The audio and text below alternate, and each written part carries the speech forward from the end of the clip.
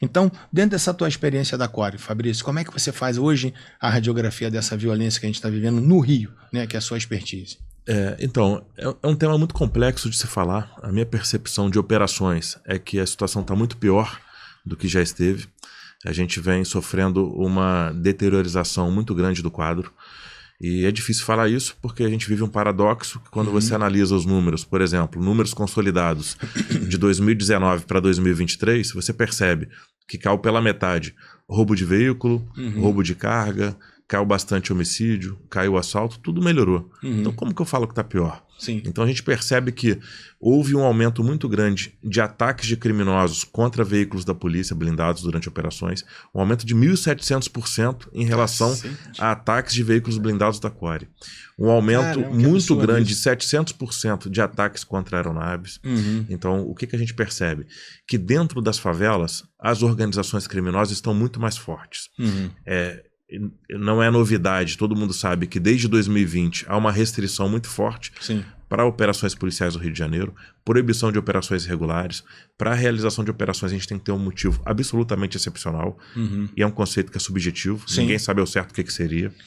A gente tem restrições para o emprego de aeronaves, restrições de atuação no perímetro de escola, de hospitais, necessidade de comunicação ao Ministério Público. Os CIEPs estão colados nas comunidades, Sim, então como é que e você alguns dentro. opera?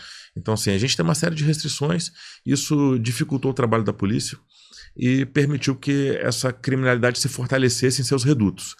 Então a gente tem um quadro hoje de multiplicação de barricadas, favelas que não tinham barricadas hoje tem, favelas que tinham barricadas hoje tem muito mais barricadas. Algumas áreas da Baixada Fluminense, que áreas pacíficas antigamente, hoje você tem barricadas ali. E a barricada, ela aumenta de maneira exponencial o risco à vida do policial. O policial tem que parar o blindado, desembarcar para tirar a barricada, e alguns metros à frente tem um cara de fuzil escondido atirando nele. Então a gente tem esse problema do fortalecimento das organizações. A gente percebe que essas organizações criminosas, elas começaram a expandir seus territórios. Então, se você sabia antigamente onde tinha uma guerra por território no Rio de Janeiro, está tendo uma guerra na Rocinha, está tendo uma guerra na Cidade Alta, na Praça Seca. Hoje, ninguém sabe onde tem guerra, porque são guerras simultâneas na Zona Oeste, Baixada Fluminense, na Zona Norte, em diversas favelas do Rio de Janeiro. E, além disso, você tem a migração de liderança do Norte e Nordeste, aqui do Sudeste, as lideranças praticamente todas de Minas Gerais. A gente está falando de Minas, estão no Rio de Janeiro, Espírito Santo no Rio de Janeiro, Bahia no Rio de Janeiro, então de praticamente todos os estados, Norte, Nordeste, Sudeste e Centro-Oeste também, estão no Rio de Janeiro. Então a gente enfrenta hoje um cenário mais desafiador para operações policiais. E isso normalmente não se reflete nos números. A gente tem outro problema que merece ser analisado, que é a subnotificação de crimes nessas áreas dominadas por organizações criminosas. Será que quando acontece um roubo, um furto, um estupro dentro de uma favela do Complexo do Alemão, por exemplo, será que o morador vai procurar a delegacia de polícia? A gente sabe que não. Isso acaba se resolvendo lá.